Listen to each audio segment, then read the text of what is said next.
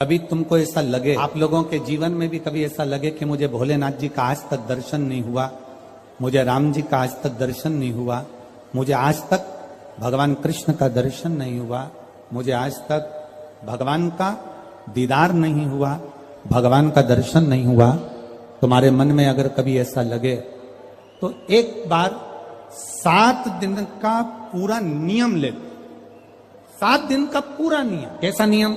सुबह से उठूंगा, सुबह से उठूंगी, मुख धोया ना धोया, कुछ खाया ना खाया, पलंग पर बस उठ के बैठी।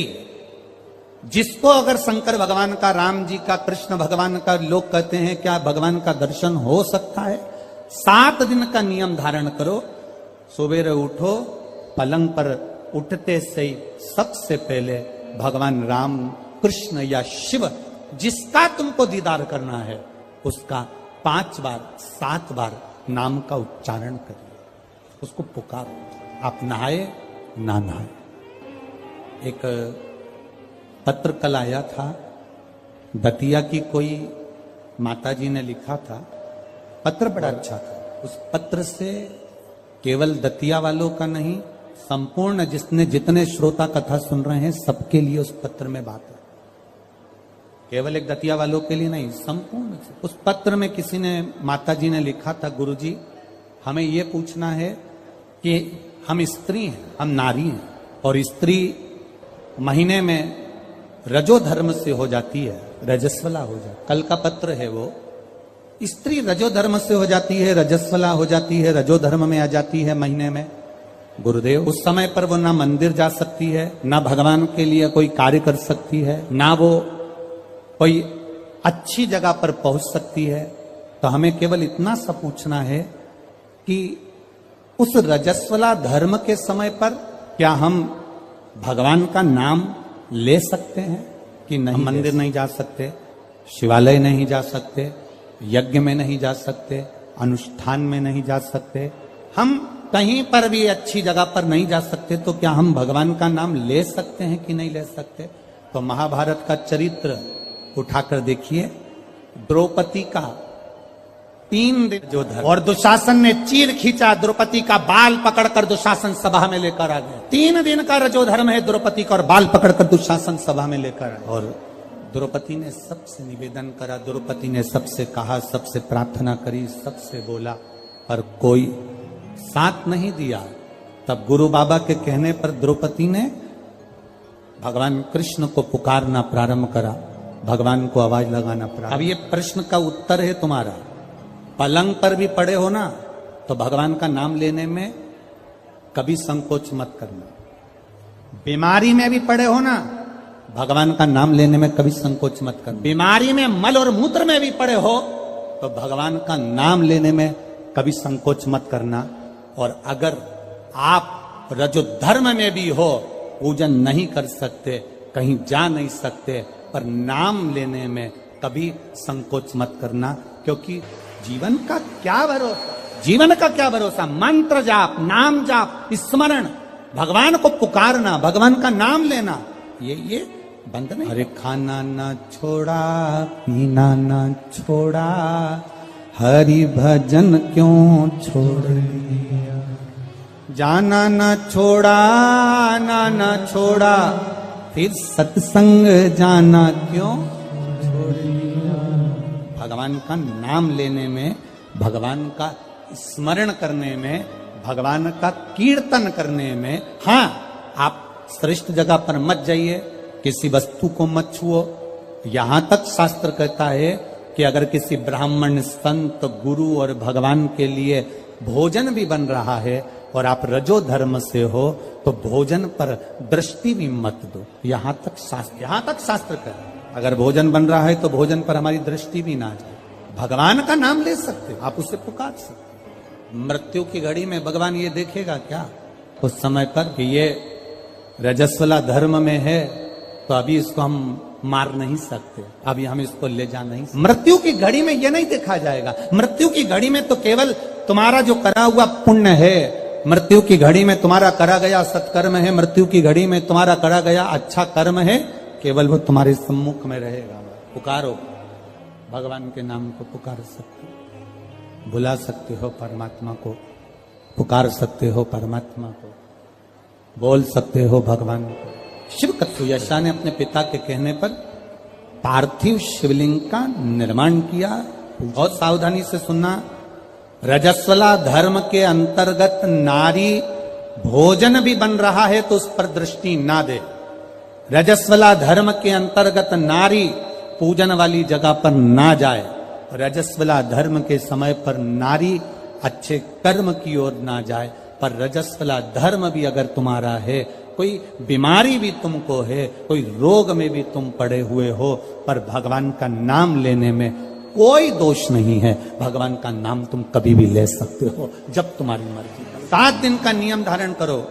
सुबह उठो, भगवान का नाम लो, स्नान करा, पूजन करो, बाबा के मंदिर में जाके 1 लोटा जल समर्पित करो, घर आओ, भोजन करो। भोजन करने से पहले अपने पास में थोड़ी सी अग्नि, जो तुम्हारे यहाँ चूल्हे में हो, जो भी अग्नि हो, उसको लेकर जो भोजन की थाली में भोजन है उस थाली के भोजन को निकालकर अग्नि में दीजिए।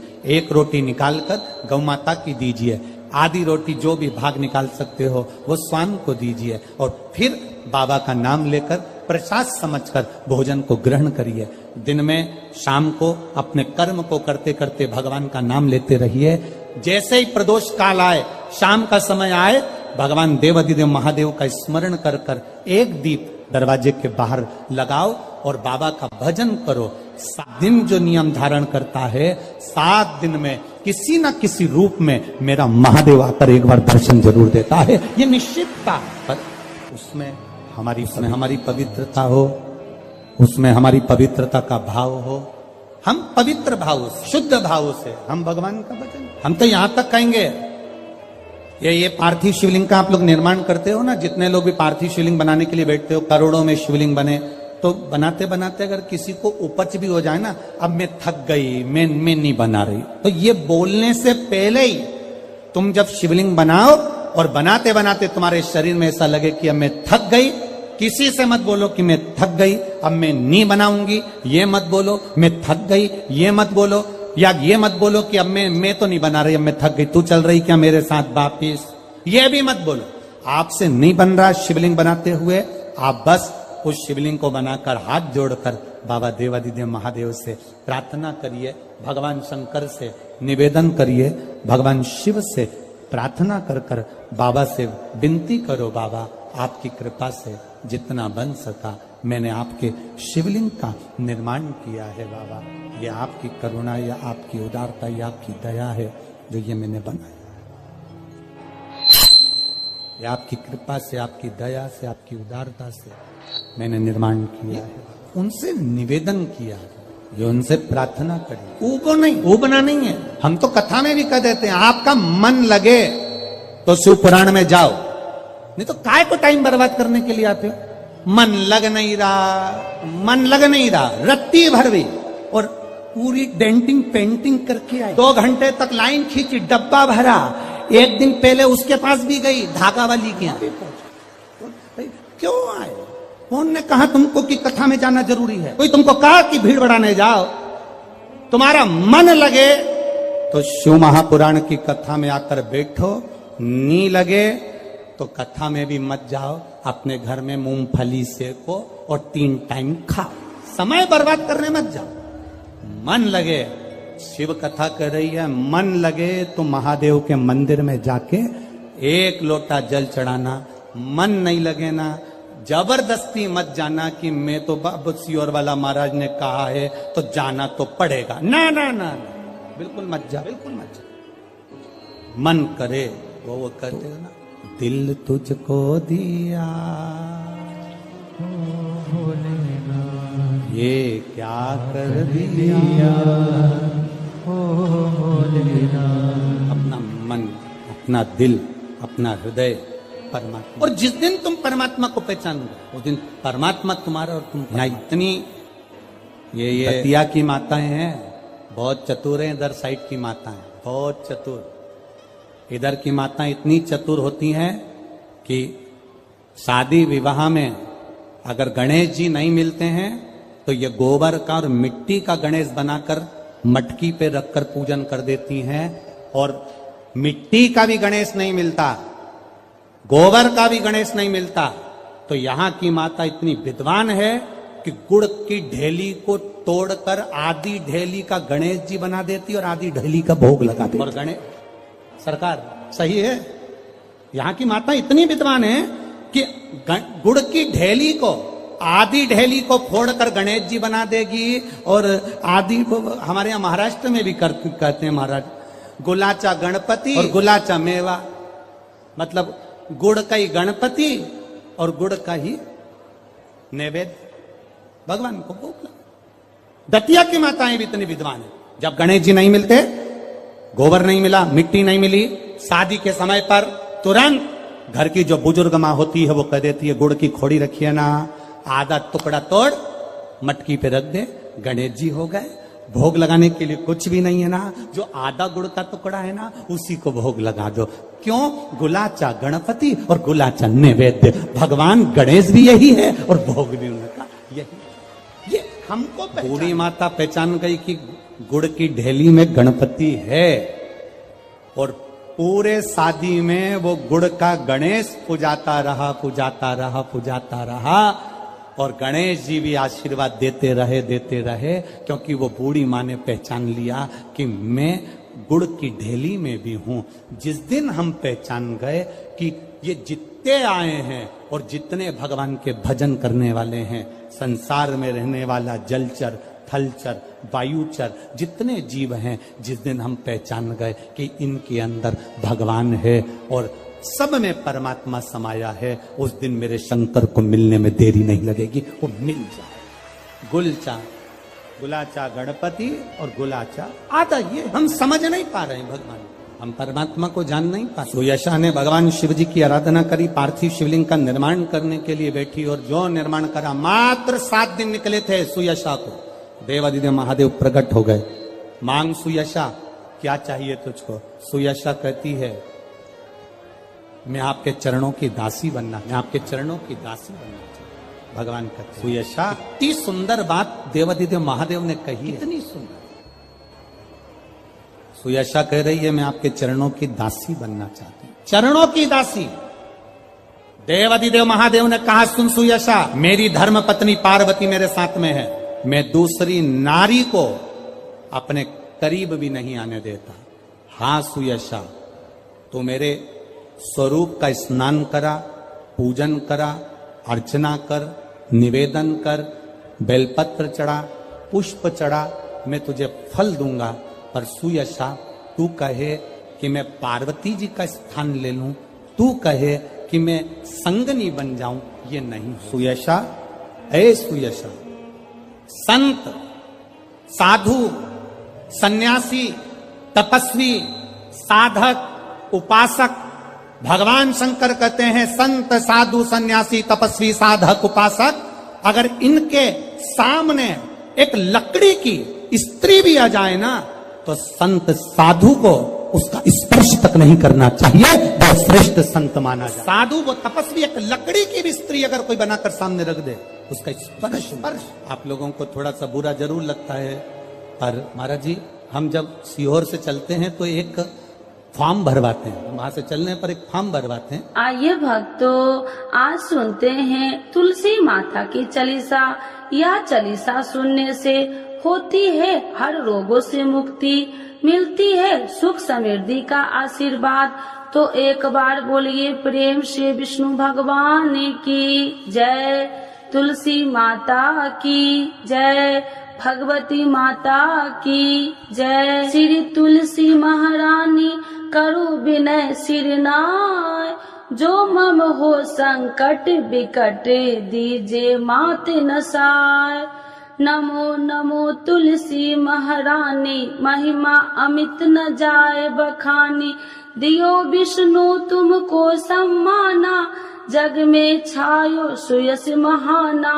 विष्णु प्रिय जय जयंती भवानी, तिहु लोक की हो सुख खानी। भगवत पूजा करे जो कोई, बिना तुम्हारे सफल न हो। जिन घर तब नहीं होए निवासा, उस पर करे विष्णु नहीं वासा।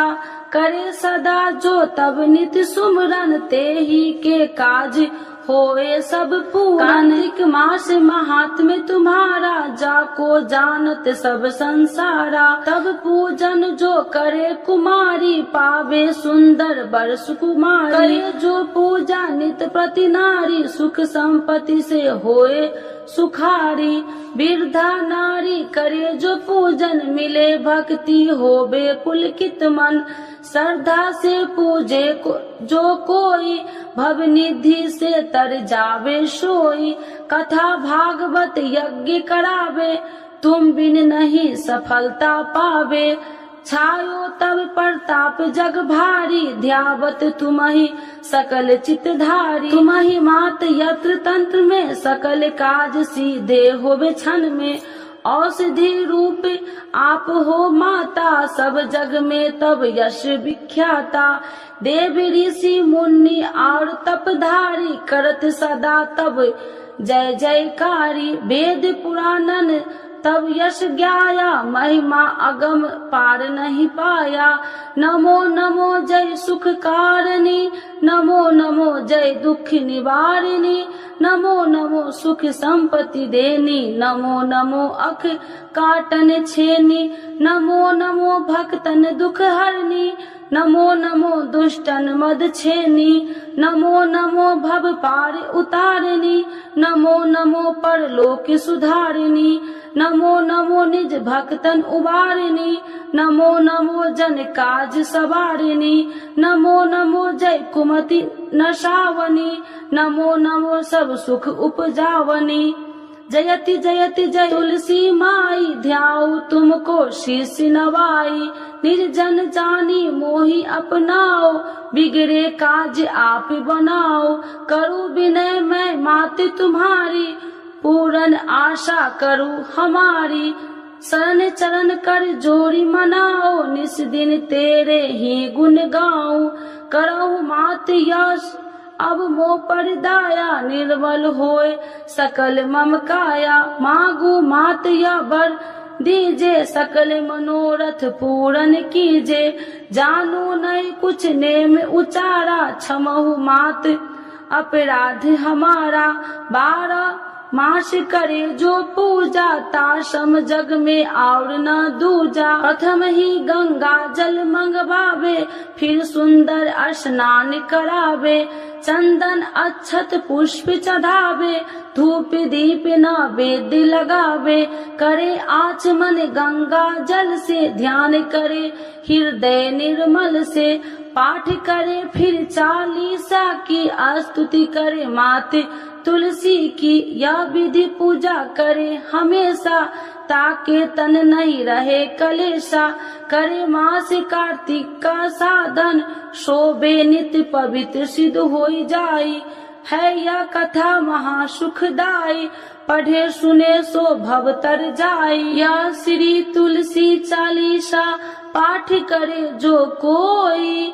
गोविंद सो फल पावही, जो मन इच्छा होई। तो एक बार बोलिए प्रेम श्री विष्णु भगवान की जय, तुलसी माता।